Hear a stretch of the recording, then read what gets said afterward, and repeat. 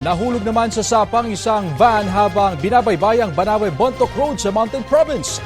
Nasunugan naman ang 3 pamilya dito sa Dagupan, Pangasinan.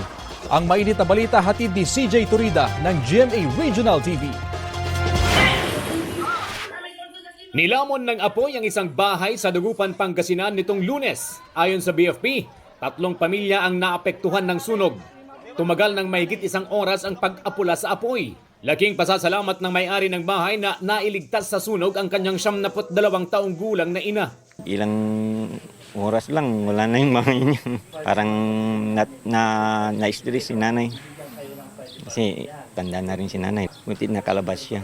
Nagpaabot na ng tulong ang LGU sa mga apektadong pamilya. Tinatayang na sa 15,000 pesos ang initial na danyo sa sunog. Inaalam pa ng BFP ang sanhi ng apoy. Sugatan ang 15 pasahero at driver ng isang van matapos mahulog sa creek sa Banawe-Bontoc Road sa Bontoc Mountain Province. Ayon sa Bontoc Police, galing Maynila at papuntang Sagada ang van nang mawalan ito ng preno. Isinugod sa ospital ang mga sugatan. 5 ang na-discharge na. Patuloy ang investigasyon.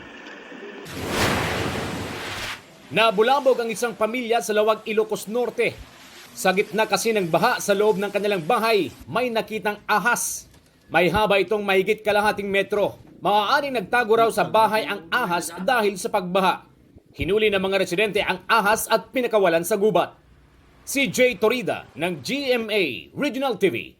Nagbabalita para sa GMA Integrated News.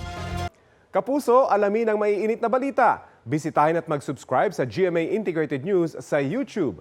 Sa mga kapuso abroad, samahan nyo kami sa GMA Pinoy TV at sa www.gmanews.tv.